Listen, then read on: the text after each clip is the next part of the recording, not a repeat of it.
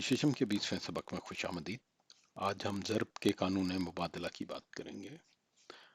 ज़रब के कानून मुबादला को अंग्रेज़ी में कम्यूटेटिव लॉ ऑफ मल्टीप्लिकेशन कहते हैं। आ, ये बड़ा आसान सा लॉ है और एक बहुत आसान सा कानून है। अगर आप इसको देखिए, जैसा कि लिखा गया है ए ज़रब बी, तो वो बराबर है बी ज़रब ए के। मसलन 3 ज़रब 2, जिसका जवाब 6 होता है, वही बराबर है 2 ज़रब 3 के। तो ये चीज़ हमें यहाँ से पता लगी। इसके आगे आप देखेंगे कि रियाजी में अगली जगह पे इसके कुछ जो है इस्तेमाल होता है। मसलन अगर ए ज़रब बी बराबर है 0 के, तो इसका मतलब ये हुआ कि यहाँ तो ए 0 है या बी 0 है। ये एक कानून आप आगे देखेंगे।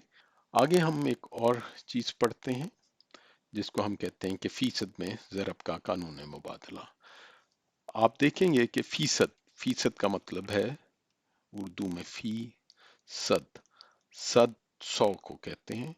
तो इसका मतलब ये है कि क्या 100 में से ये कितना बनता है। मसलन सवाल है कि 50 का 10% क्या है। अगर हमने ये करना हो तो हम 10% का मतलब है 10 बटा 100 ज़रब 50। अगर आप इसको हल करें तो एक सिफर इस सिफर के साथ चला जाता है और एक सिफर इस सिफर के साथ चला जाता है, तो आखिर में 5 बच गया। अभी हम एक नया सवाल लिखते हैं और हम कहते हैं कि मैं दूसरा रंग ले लेता हूं। 10 का 50% क्या है? 10 का 50% क्या है? अगर हमने इसको पता करना हो तो हम यही करेंगे। 50% का मतलब 50 बटा 100, और ये 10 का है इसलिए ज़रब देंगे हम 10 से। एक सिफर जो है वो इस सिफर से कैंसिल हो गया और दूसरा सिफर जो है इस सिफर के साथ चला गया, तो हमारे पास 5 बचा। अगर आप इसको देखिए तो पता ये लगा कि फीसद का भी ज़रब में कानून मुबादला है।